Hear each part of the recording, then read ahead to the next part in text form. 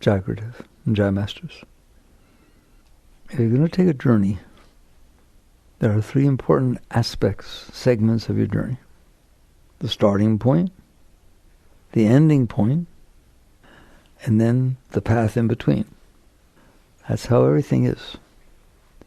The spiritual path is exactly the same. We can talk about spiritual understanding, spiritual philosophy, spiritual teachings at any one of the three levels. And you are taught all of them. There are teachings that start with, why are you caught where you are? Get into your emotions. And don't suppress anything. Just the whole thing about what is going on now. Understand it, involve in it, don't suppress it, and so on. And there are entire teachings that are about the path from where you are, what techniques you can do in order to take a journey away from yourself. Move beyond where you're caught. And then there are the very deep teachings.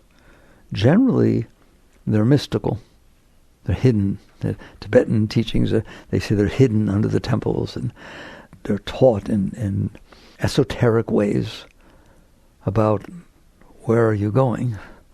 Why? Because people can't understand them. If you're not there and you never experienced it, it's all just talk. Christ said, "Cast ye not your pearls at the feet of swine, lest they trample them into mud and you along with them." In other words, how are you trying to teach that which people can understand? They've never experienced it. They have no frame of reference. They have nothing.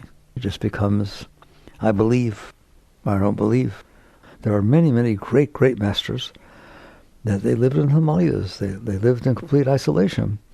Upasani Maharaj was a disciple of Sai Baba, and Sai Baba is as high as it comes. Sai Baba is Shirdi. And when Meher Baba, fully enlightened being, when he first experienced transcendence, he couldn't handle it. He couldn't pull anything together. And he went to Sai Baba, was one of the greatest living masters at the time, and asked him to teach him and help bring him back down. And Sai Baba said, no, you go to my disciple, Upasani Maharaj. He lives up in the hills, in the mountains there. And when Meher Baba went there, the story goes, and Meher Baba told the story, that Upasani threw rocks at him. The minute Upasani saw that somebody was coming up, he just threw rocks, get away from me. And there's lots of masters that's what they did. Right? Not any interest in teaching anybody, not any interest in letting anybody know who they are. They were gone bye-bye. What they got to do with any of this? All right? So those are the great teachings. So the part in between, let's start there. The path. Christ said something that, in my opinion, is the most misunderstood thing that he ever said. He said, "I am the way, the truth, and the life, and no man cometh unto the Father but by me." What did he mean by that? I am the way, the truth, and the life, and no man cometh unto the Father but by me. Because it is an absolutely true statement. All right? That's the path. What do you mean? We're caught. We'll spend more time there. I always spend time there. We'll spend some time there. What does it mean to be caught? First of all, who's caught? What's caught? Let's just do it. That seat. Almost all teachings about the path are about witness consciousness. The real teachings. They're not about the rules. The rules, the renunciations, they're supposed to do, they're not supposed to do, the guilt, the this, the that. All that stuff is in my starting position. I'm caught in myself. I only know that I'm a mess, and here are the rules that I better live by. In other words, I want this, I want that, I don't care about other people, I want to take, I need this, I'm going to express myself, etc., etc., etc. And obviously, if you do that, you're going to stay where you are. Why? Why would you stay where you are if you do that? Because all the patterns that you have are based upon where you are. Your drives, your insecurities, your needs, your fears, your anxieties, all that kind of stuff. That's where you are. So if you follow those, you're going to stay there. If you drive in circles where you are and try to think you're going somewhere, well, you're not. The hamster's not going anywhere. Just run around that wheel. It doesn't mean that your drives, your desires, your needs, your fears, your anxieties are wrong. It just means they are what they are. And if you want to stay where you are, then let them drive you. Let that be what you live your life for. It's fine. It's not wrong. It's just you're not going to go anywhere. You can't. Because where you are is what is creating the drives that you have, or creating the way you look at things, creating the way you express yourself, creating the way you think right and wrong. Just every single thing is generated by where you're caught. And so if you devote yourself to that, that's not really a spiritual path. You could do religious things. I go to church, I go to synagogue, I do this, I practice this, I practice that, I read this, I read that, but I don't change. Well, I'm not going to change anything. I'm still going to go after what I want and avoid what I have. That's the foundation of where we're all at, where people are at. A normal human being, you don't want to be normal, by the way. A normal human being is very simple. I want to get what I want, and I want to avoid what I don't want. Now, what it is that you want, that's details. What it is that you don't want, that's details. We all got different views and opinions, right? But it boils down to, my life is about getting what I want and avoiding what I don't want. Every single moment of my life, everything I do, every word I say, every person I interact with, everything I do. That's the starting position. It's neat that we don't have to fill in the blanks. Sure, you want this, you don't want that. Some people want what the other person really doesn't want. It's just, that's psychology. In other words, that's down there of, why do I want what I want? Why do I do what I do? Okay? And then you basically look at it and you'll see. You have patterns. I've done this a million times with you, so it'll very quickly this time. Where did those patterns come from? Why do you want what you want? Why do you not want what you don't want? Because the minute you want something, if you get it, you're happy. If you don't get it, you're either anywhere from disappointed to very upset. And if anybody else gets it, you're jealous, or you're afraid that you won't get it. Every single human emotion, all the junk you're dealing with, comes from, this is what I want, this is what I don't want. You have patterns inside of you. Where do they come from? Psychology says, and I don't disagree one iota, yoga does not disagree one iota, that those patterns are the sum of your learned experiences. You did not decide what you want. It's your genetics, it's the experiences you had, you basically how you processed everything, what happened with mom and Freud, what happened with mommy and daddy, and all that stuff left patterns inside of you so that now you have certain likes and dislikes. Period. You did not decide these things. You didn't sit down one day, let's make a list when you're 5. No, you didn't. Or let's just say, I want to be a fireman. Why do you want to be a fireman? Why do you want to be a fireman? Oh, I watched this movie and I had a fire truck when I was little. Okay, fine. Things leave impressions on your mind and on your heart. And if the impressions were positive, you want them to happen again. If the impressions were negative, you sure as heck don't want them to happen again. And depending on how positive they were or how negative they were, is the spectrum of how strongly you feel about it. Look how easy that was. That's like 101, 102, 1503. That's what's happening. Can it change? I can't be the sum of learned experiences. I changed. When? When I read this book. Yeah, some of your learned experiences. When I met this person, some of your learned experiences. I was this way when I got married. I'm very different when I got divorced. Some of your learned experiences. Everything in your psyche is the sum of your learned experiences. You think you're making these decisions. You're not. They are being imprinted upon you by the experiences you're having and how you take those experiences. Well, wasn't that my choice? No. How you took the experiences based upon the previous experiences you had. You dated a blonde in 5th grade. It was the most wonderful relationship you ever had, okay? And she moved away before you ever had a fight or anything. You meet a blonde, so you go on your websites, matchsite.com, all right? And if someone says a blonde, he or she made it past the first filter. It is an impression. If you had the same experience in 5th grade and she dumped you, she's the most popular person that ever was, and then they dumped you and you weren't popular ever since and so on, right? You don't like blondes very much at all, do you? You got something against blondes. They're dumb.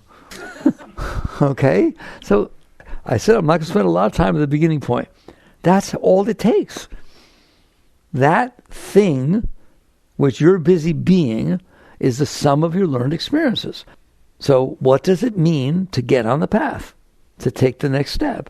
It means you awake enough, listen carefully to what I'm saying, you awake enough to notice that that's what's going on. If you don't notice that's what's going on, then go follow some religion, go follow some treatise and some practice or something. I don't know anything, but he seems like he does, right? So I'll go follow that. You're not going to go anywhere. It doesn't do anything. I mean, it does. If you would have been a murderer, but now you're handing out flowers, good. That's nice.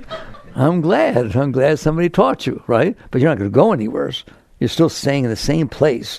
which is, I was a member of a gang when I was young, and so on, so the toughest people were most respected, and so on. But then I realized, well, that somebody came and taught, really, are you doing well with that? No. So now I want to be accepted by being nice. You want to be accepted by being tough, you want to be accepted by being nice. Guess what that is? The same. Now, to your neighbor or to people that interact with you, it's not the same. You be nice, okay? But from a spiritual point of view, you're doing the same thing. What do I want? What do I not want? How do I get it? Et cetera, et cetera. So basically, we're painting that picture. How do you get beyond that? What's real beginning to walk on the path? You notice that that's how you are. You notice, I've been like that, and that's a mess. It's not working real well. I'm always trying to get what I want, and it never works. I can get it for a short period of time, but it doesn't last. I have to worry about keeping it, okay? And so it's not a whole lot of fun there. Now, we can talk about that, but I want to talk about, what does it mean you noticed? Why weren't you noticing before? Same thing was happening. That voice in your head that we talk about in the Untethered Soul. A lot of people write us, I just never saw it before. Was it there before? You bet it was. Well, then how can you come you never saw it? Now, this is the beginning of understanding spirituality.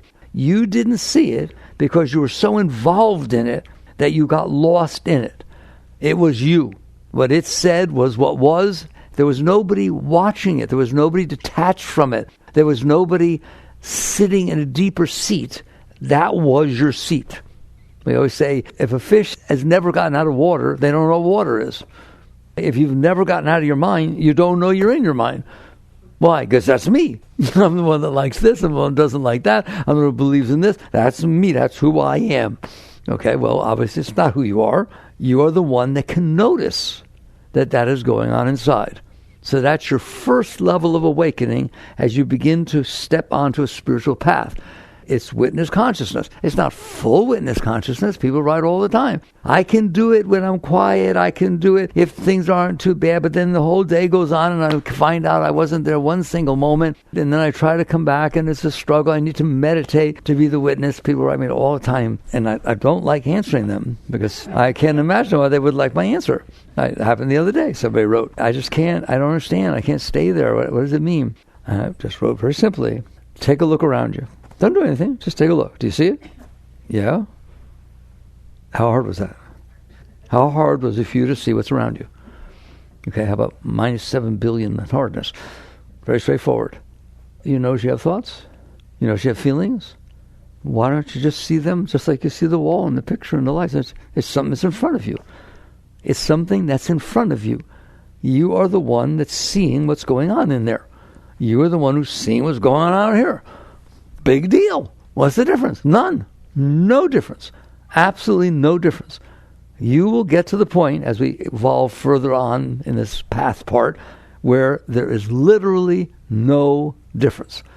You see what's going on inside exactly the same, with the same amount of effort as you see what's going on outside. Why would you not? It's something going on. You're conscious and you're aware. You're aware of your thoughts. The difference is you get involved in your thoughts. If they say, oh my God, I don't like this. No, I'm not comfortable. I want to leave. You honestly believe that you wanting to leave. That's not you wanting to leave. That's your mind expressing the sum of your learned experiences. If one more thing happens at that party, you see somebody or something, all of a sudden, no, I think I'll stay a little bit. Some of your learned experiences. That's all you're dealing with. Well, when you awaken enough to tread on the spiritual path, you're not completely lost in what your mind and your heart are expressing.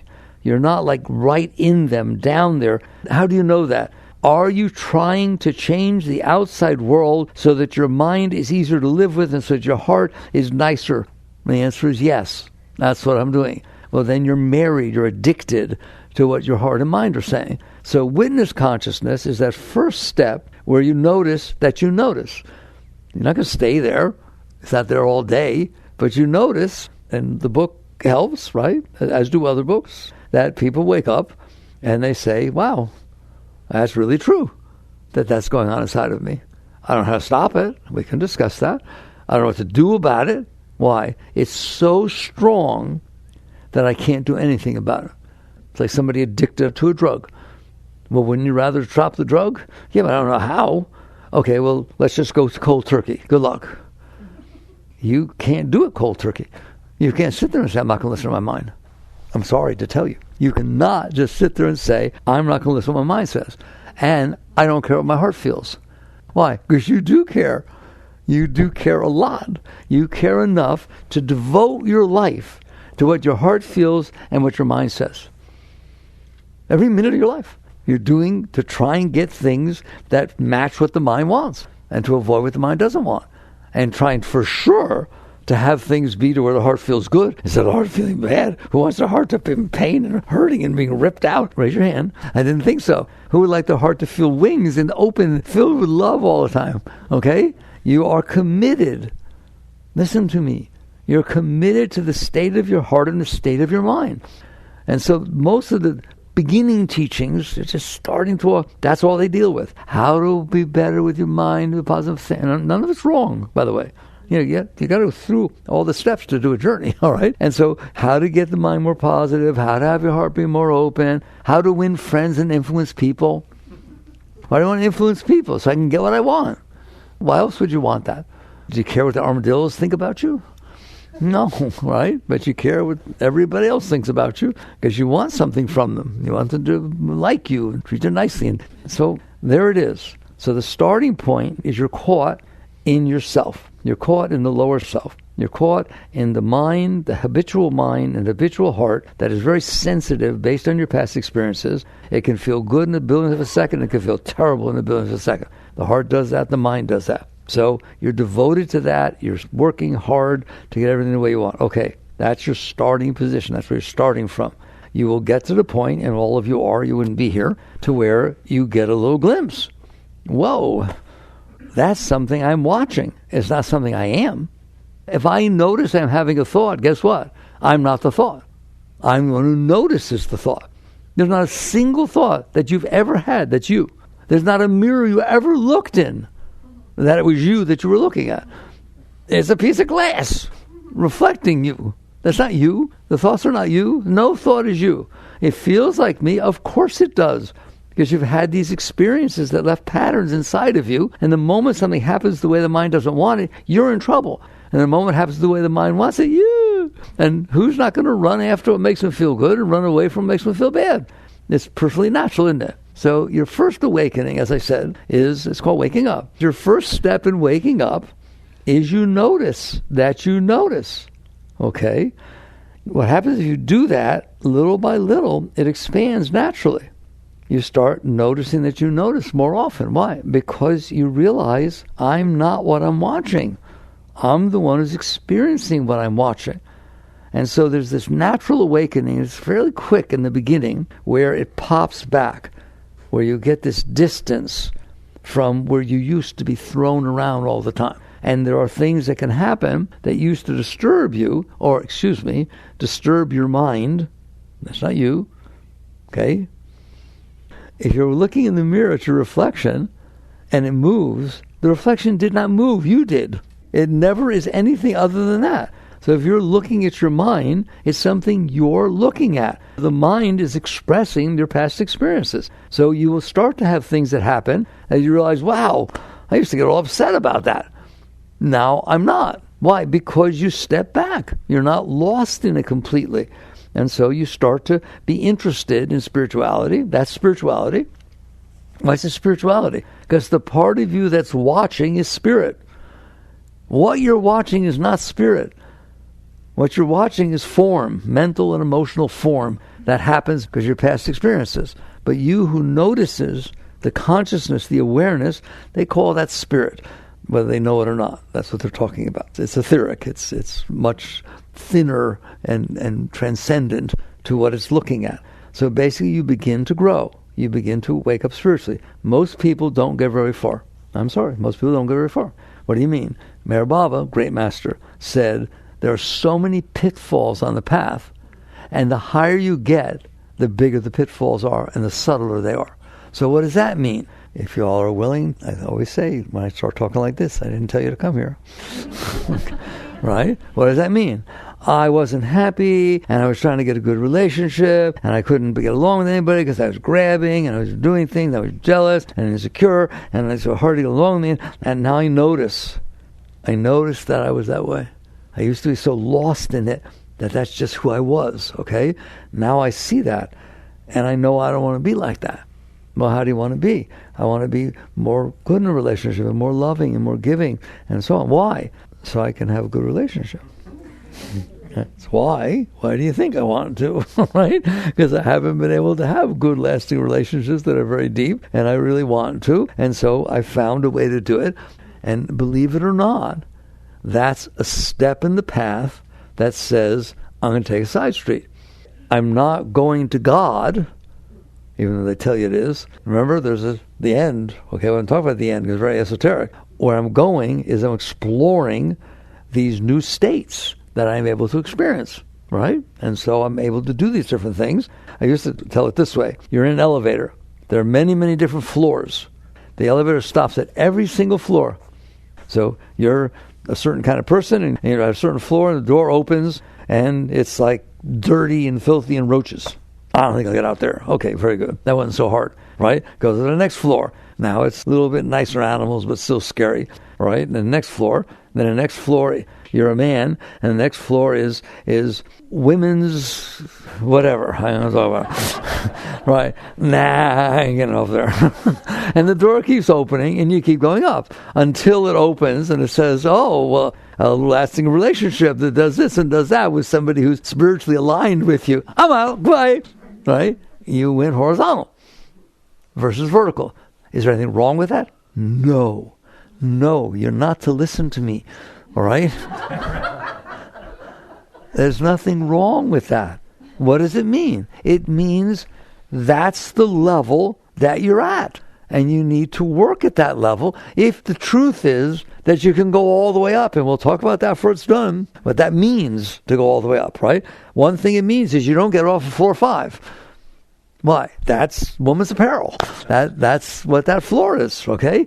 However, and you listen to me, if you had no choice, and what happened is your whole mind changed and your heart changed because it fit the patterns that you needed to be working through at that time, you will not write me and say, should I get off of this floor? You'll write me and say, oh, I got off of this floor because God led me there. And that's exactly how you should think, and that's exactly what's going on. Do you understand that?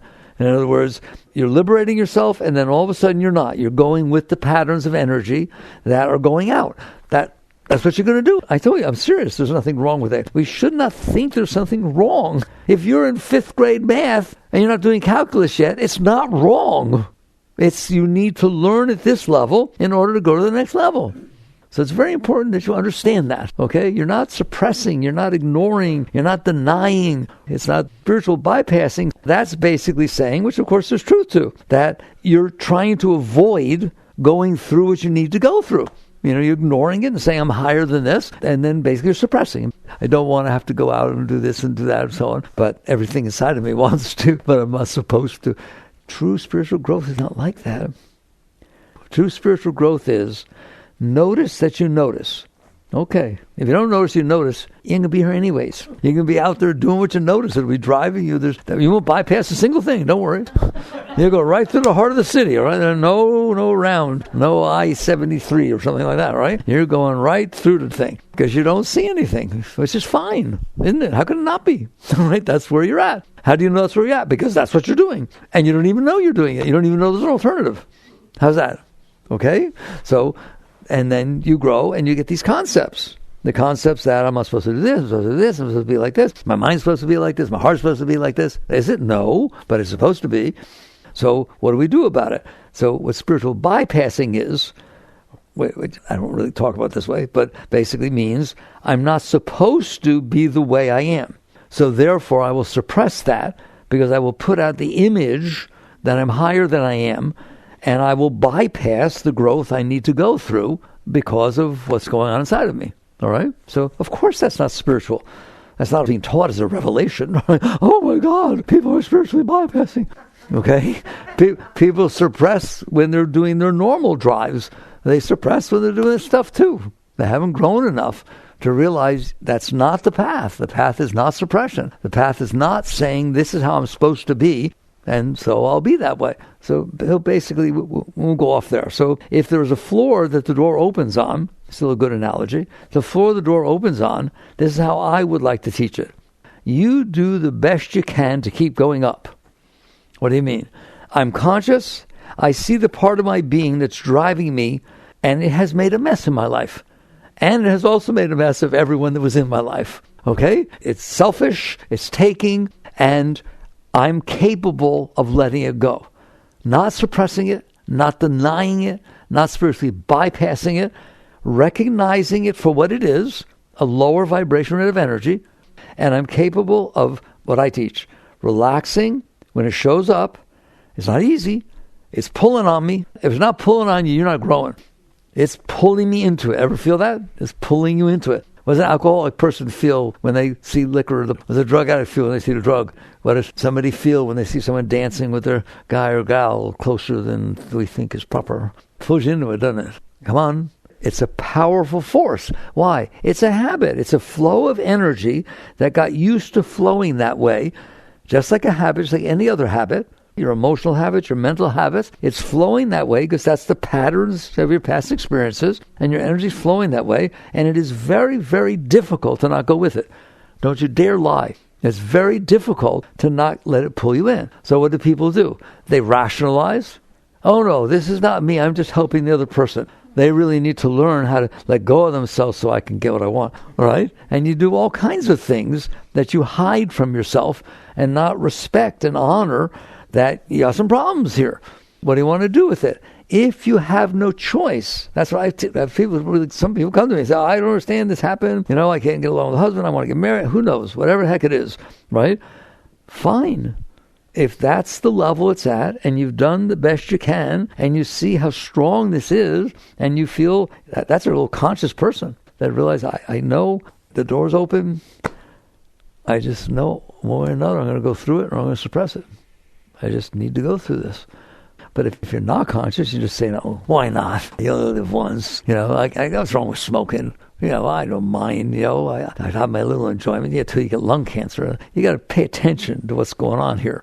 And so, but if you are doing the best you can to let go, that's what it means, to not go out that door. That door open, I feel a tremendous pull. If it opened and you're out, then there's nothing to talk about. You're out. If you're open and it's pulling and you're trying to let go, but you can't, right? It'll pull you out. And so what does that mean? Is that wrong? No. It means you go through what you need to go through. I want to hear this, to find out that that's not where you wanted to go. Shh. Don't tell anybody. This is adults only. I mean, come on, man. You've been around the block, haven't you? To see all that sparkles is not gold, is it? All that looks at a given moment like it's going to be a certain way, does it end up that way all the time? How come 50% of all marriages in the United States of America end up in divorce? How many of those, when they walked to that altar, had a pact? Okay, we'll stay together for a few years, then we'll get divorced. None. Okay? And so you notice that you need to go through and learn. You learn. What's wrong with learning? Nothing. As long as you're not copping out. These are deep teachings. As long as you're doing the best you can to go up, there are going to be things that draw you out. And either you're not conscious and they draw you out, you look back and say, whoa, man, I got caught in that, didn't I? Or you're more conscious and you're struggling and you're doing the best you can and you realize it's not going to work. It's not going to work. It's just past where I am. It's just no spiritual bypassing, right? Then what do? If you're a conscious being and you have good teachings and so on, you realize, okay, now how do I use this for my spiritual growth? Not how do I go off the path? How can I use this to help free myself? So at no time are you ever not growing. You hear me?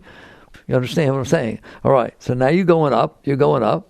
What means going up? What does it mean going to the next level?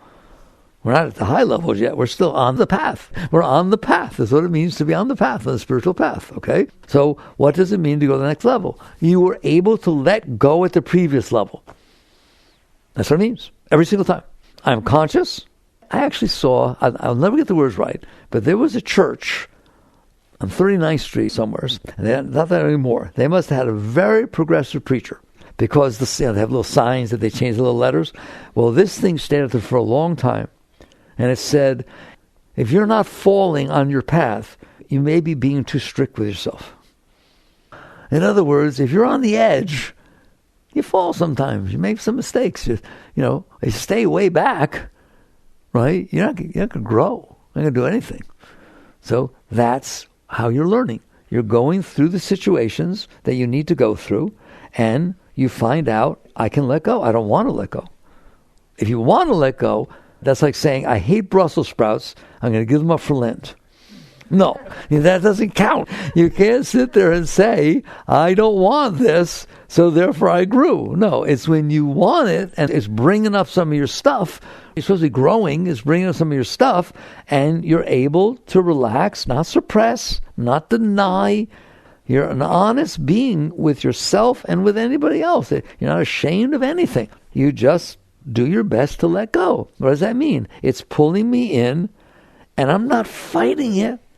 How do I say it to you? I do in the new book. I talk about that tug of war with Yoda, and any of you read that book. It's like I'm letting go. I'm not winning the battle. I'm not fighting with the energy. I'm realizing it's pulling on what? On me. Why am I holding on? Why don't I just let go? What's it going to do? None of my business. Maybe it'll get worse. Maybe it'll get better. I'm not doing this to make it get worse or better. I'm doing this to free myself, the one who's noticing. And if you do that, it will get hot. Have you noticed? Now people say, well, this can't be right because my heart is burning. Well, then it's right. Okay? Because you got stuff in there, and it's coming up, and it burns. It hurts. That stuff is lodged in there. People get off of heroin with what? Withdrawal. That ain't easy. Shakes, this, that, but they do it, don't they? They don't sit there and say, oh, this can't be right, I'm shaking. So you're getting off of your addiction to yourself. You're getting off your addiction to being this lower person who has run your whole life. How do you do that? Now the witness is waking up quite a bit. At first we just woke up, oh, look, I'm not my mind. Now it's, okay, I'm not my mind. What do I do about that? I guess the thing's still there. Don't you think for 1 minute you should notice, oh, I'm not my mind, that it goes away? No, it does not. And that you notice I'm not my heart. Oh my God, this is neat. I my whole life, it will still run you. You have work to do. And that's your path. That's your ascent. So that basically things will come up. Well, what do I do if things come up? Stop defining the path as there's not supposed to be obstacles. Stop defining the path as it's not supposed to hurt. It's supposed to be filled with love and joy. It's really nice stuff. It's not supposed to be that. It's supposed to be that your stuff that's holding you down, all those past experiences that you stored inside that have screwed up your mind and your heart, are coming up. And you're, this time, managing to handle them. You couldn't handle them when they happened before, so you pushed them aside, suppressed them, did something to get away from them. They're going to come back up. If it's in there, it's coming back up. If it's not coming back up, you're not going anywhere. Okay? So it comes up. That's a whole deep teaching, which you guys wouldn't be here if you read my books and you got that, right? The path is a path, and you got work to do along the way, and basically stuff will come up, and you learn little by little, and then bigger and bigger, to handle the fact that it came up. I'm fine. I guess it came up. Yes, you said something. You hurt me. Yes, this happened. Yes, I got fired. Yes, this happened. Yes, I got sick. Things happen. Have you noticed? Not, oh my God, if God was pleased with me, it wouldn't happen. No, because God is pleased with you, they happen. The path is not about making you happy. It's not about saying, I've been trying real hard to be okay my whole life. Now I'll be okay. Yeah, you will in the end, but not in the beginning. You're going to find out if there's stuff in there, you have to let it go. And the only way it's going is if you let it go. Why? It's trying to pass through you. It always tried to pass through you. You stopped it. I can't handle this. I can't handle this. I can't believe what you said. No, I will not handle this. Okay, what will you do with it? Now that you can't handle it. It happened. You can't handle it. What are you going to do with it? It's called suppression. I will push it away in denial and suppression and repression and resistance. I don't care what you want to call it. No. I like that. No. What does that mean? It means it gets stuck inside of you. Does it ever come back up? Ever in your dreams, or somebody says something? What does that mean? It means you stored it inside of you. The spiritual path, under all circumstances, all the time, is about realizing I am the consciousness. I was not this conscious when it happened. I was little. It was a bad relationship, whatever it was. I wasn't as conscious as I am now. Am I capable of handling it now? Well, when it happened, it was hard to handle. I tell you this all the time. This is 20 years later. Why would it be hard to handle now? It's not even happening. They're dead. Mommy and Daddy are dead. It doesn't matter what they did when you were 5 or 10 or got divorced or whatever the heck happened. But you still have that inside of you. So your spiritual growth is, can I let it go now? Or do I have to keep pushing it away because it's causing me trouble? So here you go. That's what determines what floor you get off at. Well, I don't understand. What's it got to do with the floor? Because the stuff you stored that was uncomfortable, you built a whole conceptual you around it. I'm a person that doesn't like this. Every single one of your likes and dislikes are all built on top of this stuff you stored inside. That's what's happening. So basically, when it starts to come up, really, you have to ask yourself, do I want to deal with this? Or do I want to just run away again? Or run toward or away? Doesn't matter. Going toward, going away, same thing. Both are driving you, depending whether you store it as positive or store it as negative. You're just trying to not have to deal with it.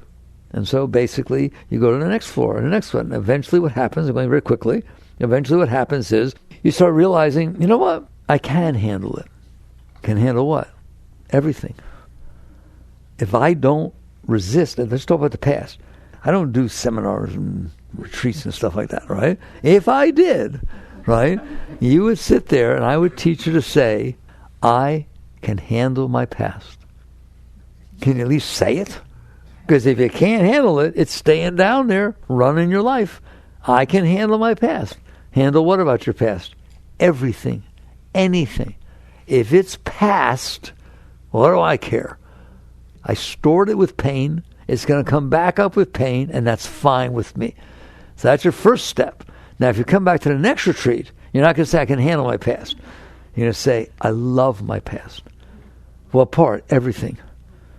Every single part of my past has helped make me the being I am now.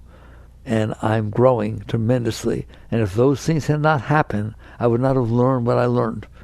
And so I honor it, I respect it, I love it, and I'm not suppressing anything. When the stuff comes up, I throw it a party. Oh boy, I forgot about that one. Here it comes. Which level? The heart, the mind? Wow, there's a tornado going on in here. How you doing? I love it. I love it. Why? Because I've noticed that if it comes up and I let it go, it goes. Maybe a piece at a time. I don't care. All of a sudden, the burden is much lighter. And what happens is, I always talk to you about this, I usually wait till the end, you start noticing that everything you let go of in time, you start feeling higher. For no reason. Everything's just a little bit nicer. The bird chirps. And you go, even though you got fired yesterday. Or even though you lived in Fort Myers and your house got washed away. All of a sudden, you're not lost in yourself. You've risen yourself up enough to where there's a distance between where you're sitting and what's coming up in there. And you realize, that's my path. What? To release what I stored inside. And every time you do that, you get higher. And there's more Shakti, more energy. You start to understand what spirituality is. It's this energy flow that goes on inside of you. That's what you liked with love. It's inside of you. That's what you like with passion and excitement and inspiration. What does that mean? I'm inspired. Turn me on. Well, all of a sudden, you don't get turned off by anything. Okay, now we're getting higher. What is higher? It's always about the witness. You who first noticed that you weren't what you thought you were, all of a sudden can handle what you were looking at. So it doesn't draw you down into it as much. You become I call it a veteran of the foreign wars. I've been there, done that. I've seen it. I've seen it all. It's come, it's gone. I can handle it. And then you stop storing new stuff. You get to the point where you realize if somebody says something, I don't like it, and I push it away, it takes 1 second to push it away. Where do you see how long it takes to get it out? You go to your high school reunion. I guarantee you every single person you see will hit you a different way based upon what happened in high school. So your path is liberating the witness. How? It liberates itself by being able to handle what it's looking at. Right now, your consciousness cannot handle what it's looking at, so it gets lost in it. The more you're able to handle these things, it won't get pulled down, and that's the essence I want to talk about. You will not get pulled down into it. You'll see it. People often ask, well, will the mind go away? It doesn't matter if it goes away or not. What's the difference if it doesn't bother you? So the more you learn that I am the consciousness, and you don't have to say it. You can. It's a nice mantra, right? The great mantras. I am He, Soham, Aham Brahmasmi, I am Brahma, I am Shiva, right? That's what saying. You're affirming who the consciousness is. But you don't know that yet. You do know that I'm looking. I know I'm looking, and I know I have more of a distance. Ramdas, I used to listen to Ramdas back in the 70s. I remember one thing he said. He said, I'm standing on a bridge, looking down at the tumultuous water flowing by, and every once in a while, a spray comes up and seems to touch me. And I realize I used to be in that. I used to be in that water, being thrown around. That's what happens as you go up. How did you get out? By not going down. I didn't climb out. My consciousness has always been out. But it's been looking at it so closely that I identify what I was looking at. I didn't ever go down in that water. But I stared at it enough so I was scared to death with every wave that came up and every ripple. Oh my God, I'm drowning. The consciousness doesn't go anywhere. The sun is out there 93 million miles away. But it shines on the earth, doesn't it? But that's not the sun. That's the sunshine. Consciousness sits back in the seat of awareness, and we'll talk about beyond that. We're about ready to go to the final stage.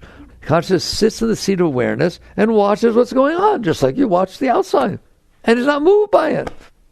If it wants to go down and play, it goes down and play. If it doesn't, it doesn't. There's nothing going on. Here, you're looking at this. You want to look at it, look at it. You don't want to look somewhere else. No difference. Okay? Yuktaswar, guru, said an ignored guest quickly leaves. If you're not all involved in the thing, it doesn't do anything to you. It just goes away. So that's your growth. Your growth is being able to handle what you're looking at. What you're looking at is not you at any stage. And so you liberate yourself, you free yourself, you untether yourself. There's no real tethering. There's just you focusing on something that's not you. That's what tethered you. It's a play of consciousness. The consciousness is staring at what it's looking at. And it's staring so hard that it's getting involved in it, and it gets lost. The consciousness didn't go anywhere. It's still up there watching. So now you've liberated yourself enough by handling what you're looking at. That's the essence of it. I can handle what I'm looking at. I can handle what I'm looking at. How? By letting go and relaxing and going through what I need to go through. All right? So now I'm in a state where I'm in here and I don't get pulled down. I don't get pulled down. Well, what substitutes for all this messy energy that you used to be involved in? This beautiful flow of Shakti. There's a beautiful flow of energy that starts welling up inside of you. It's just there all the time. Why? Because you're not blocking it. And you realize anyone who's experienced the higher spiritual states knows everybody's there. Consciousness is just there all the time, always has been, always will be. The problem is the consciousness is staring at your mind, at your emotions, at your body and its messages, and out through your senses. And it is so traumatized and involved in that it's busy manipulating, controlling, using will to try and make things outside be the way they need to be so that you can be okay inside. Spirituality is to be okay inside by letting go, and it's natural. You'll see it is a natural path. And eventually you get to the point where you realize all I've ever done is stared at me. I've always looked down at what's going on in my mind, in my heart, and in front of me. And I've been all involved in it. And all of a sudden you won't be. What do you mean? You will be in there noticing that you're noticing. And it will not be pulling on you anymore. There'll always be something. Master said, till the day he died, God tested him. He would test him, right? This enlightened master. It doesn't matter. There's a little nothing going on in there. And you don't have any trouble dealing with it. Okay? And so basically now you're sitting there in a seat where you realize you're not what you're looking at. And all of a sudden, the question comes, who am I? If I'm not what I'm looking at, and you know you're not, because I'm looking at it. Okay? If you look at the wall, you know you're not the wall. Why? Because I'm looking at the wall. Who's looking at the wall? And so that begins to awaken in you. The who am I begins to really awaken. Not the mind saying, who am I? The one who's there. And then what happens is the energy gets so strong that it starts to pull you away from yourself. What does that mean? You're sitting there looking down at you, but you're free enough not to be involved in it, and all of a sudden there's like this pull from behind you. You always thought it was in front of you. There was you, there's the third stage. There's you and what's in front of you. And what's in front of you is either pulling you in or it's not, and then all that energy is coming up. Where did you come from? Where does consciousness come from? Everything has a source. That seat where you're sitting and looking, what's behind it? Where does it come from? And now you're ready to go to the really deep states. What are the deep states? The deep states are, you realize, I have been looking down. You can't know that when you're panicking, but I have been looking down. Can I look to the left, to the right? There's only a tiny spot. The best example I can give you is I'm going to take I got some telescopes, I like that stuff. I'm going to put it out on the field. It has like an 1/8-inch aperture when you look through that little eyepiece. And when you look, you'll see a whole other world. You see Saturn, you see Mars, you see something, all right? And when you're looking through that aperture, you don't see the field. You don't see the houses. You don't see anything. Really, you only see what's through that aperture. Correct? This is what it means to wake up. You realize I've been looking down at that tiny spot called me. That tiny spot used to own me. I don't have to look there. Why do I have to look there? And you realize, oh my God, is that what's going on? That I'm focusing on his mind and his thoughts and his heart and his body and all the messages that are coming up from this tiny spot in the universe. You know how tiny that spot is? Give me a break, right? There's just nothing. Even on the planet, it's nothing. There's nothing. It's a little 5x2 little square. And I'm staring at that. And then, remember I told you 1.3 million Earths fit inside the sun. And there's 300 billion suns. And there's 2 trillion galaxies. And you're staring at this little spot. Now you know you're getting there. When you start, I got just staring, my whole life just staring at that little spot, all right? That's like looking through the aperture. Well, how about if I don't? No, it's important what I'm looking at. No, it's not. Yeah, no, boom. The moment you stop staring at you, you realize who you are. You are consciousness, the ocean of consciousness. I am the sky, Mother. I am the sky. I am the vast blue ocean of sky, frozen sky, a little drop of the sky. That's what Master's singing.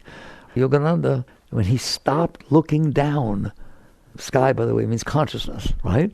And when he stopped looking down at himself, he realized, I'm everything. Me who was looking is the whole universe. I'm everything. There's only consciousness. And that consciousness is staring at each one of you guys. But why didn't anybody say so? I don't know. Why didn't it say man was created in the image of God? Why didn't it say my Father and I are one? Why didn't it say as I sit by the throne of my Father, that's the seat of consciousness. That's the seat. As I sit by the throne of my Father, so you sit by my throne. And these things I do, you should do these and even greater things. I think somebody said those things. It's like you realize they all said those things. Buddha, Christ, the great ones. And that's why Yogananda, when he came to America in the late 20s, he said Christ belongs to the yogi. Because this is yoga. Yoga is that ascent from where you are all the way up into the vast merger of oneness. And that's what Christ was, the highest enlightened being that could possibly be. And so are great masters at different levels, whatever. The point is, how do you get there? By letting go of yourself. Well, why didn't somebody say that? Oh, you mean die to be reborn? And for Christ to sit in the seat of consciousness, completely liberated, and behind him to be able to drop into the ocean anytime he wants, right? I am the way, the truth, and the life. And no man comes unto the Father but through me. That is absolutely the truth. You're not going anywhere except that you free yourself, die to be reborn of your personal self, and then you pass through that threshold of the individual consciousness, the Atman versus the Paramatman. That's how the Hindus speak of it, right? You pass through the individual consciousness into the vast. That means no man cometh to the Father but by me. So basically, there is the spiritual path. Do you understand it? And you are walking it, And when will I be enlightened? That's a stupid question. You're going to reach the point where you realize the fact that the mind says, I want to be enlightened, is just another one. It's just another thing you're holding yourself down. Am I there? I don't know. What do enlightened people look like? Can I look like one? All right? And you just realize, no, it is about whatever I'm looking at is not me. Can I let it go? It's that simple. Whatever I'm looking at is not me. It's something I'm looking at. By definition, I'm the one who's looking. I'm not what I'm looking at. Here's a boat. Can you see the boat? Yes. Is it you? No, it's a boat. Here's a car. Is it you? Here's a person. Is it you? Here's a body. Is it you? No, it's something I'm looking at. It's not so hard, is it? Okay? But it is, isn't it? Because you haven't let go. You just keep letting go. You keep going up. You keep going up. And eventually you reach the state where you understand, I am the sky. I am the vast blue ocean of sky. I am a little drop of the sky. Frozen sky. All right. I hope that helps. Okay. Very good. Jagged.